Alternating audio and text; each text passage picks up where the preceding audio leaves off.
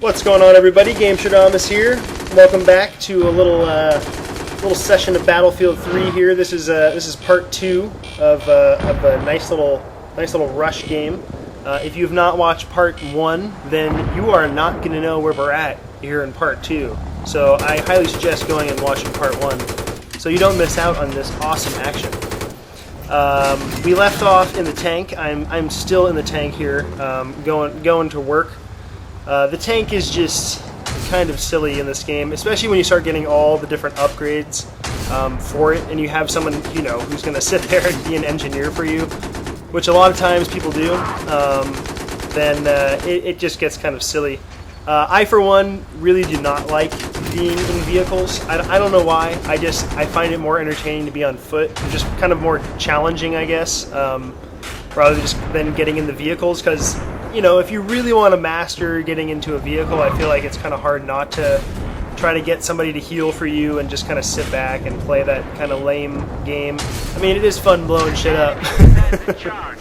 Don't get me wrong, but I'd much rather be on foot and just kind of be the guy running through the buildings while they're getting blown up by tanks and that kind of thing. And try to hunt down the engineers that are healing the tanks, because that's always the key. Once the engineers are taken out from behind the tanks, then the tanks can usually be easily taken out. And don't forget to heal people, as you can see. Sometimes it pays off.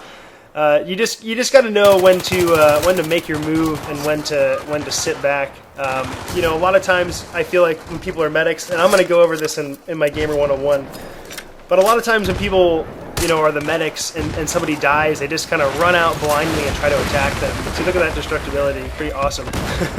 Double kill. Gotta love that grenade launcher sometimes.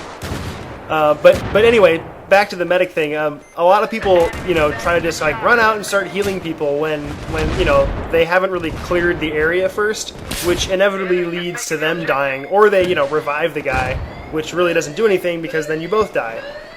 So it's really important if you're a medic to kind of pick and choose your battles and know when it's time to go run out and heal your team, or it's better for you to wait and try to hold that position and find the guys that killed your teammates and kind of wait for your teammates to respawn to you, rather than sacrificing all of you guys losing position. So keep that in mind when you're trying to run out like Rambo and try to heal people. Cover is always a huge thing to keep in mind when playing this game. You'll notice a lot when I play, and like right here, for example, like hiding from that sniper, you just kind of have to feel them out. But you'll notice a lot of times when I'm moving, unless I know the area is for the most part clear, I'm always sticking by a wall or going on the outskirts or that kind of thing, just to cut off certain angles, and so I make sure that I'm not going to get jumped from behind, or that I can get to recover and react. As you can see there, this FAMAS has some pretty far range. I mean, I hit the guy a couple times, but I got a headshot there with a lucky bullet. But if you just tap fire or switch the firing rate on the gun, if you aren't that good with tap firing, the gun just has some incredible accuracy and range. So you can really go from running around shooting from the hip to kind of like sniping guys from a distance. Very, very useful gun. There's a lot of guns like this that the medic class has. I'm always about the assault rifles. Sniping's also really fun, but it's nice to be able to shoot from the hip when need be, especially when a couple of guys come up on you. It's a lot better to have an automatic weapon, especially something like the FAMAS, which has a high rate of fire. That way you can kind of get one or two guys at once. Versus like a sniper rifle, the firing rate, reload rate is so slow that sometimes if you miss a shot, or even if you kill one guy, there's always another teammate sitting there. So just anyway, keep that in mind. Something I like to play with. By the way, if you're on the attacking side and you're trying to get this objective here, you can't really just keep assaulting like these guys are over and over again, like right from the front, where they're just going through that doorway or this way, kind of over here, and we can kind of cut them off by like that little river crossing.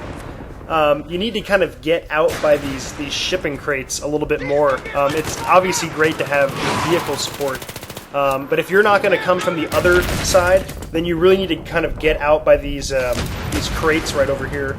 I don't know if there's I think right at the end here they start to move out over there, but you can just get a lot better position to kind of shoot in this building and take guys out to kind of move up.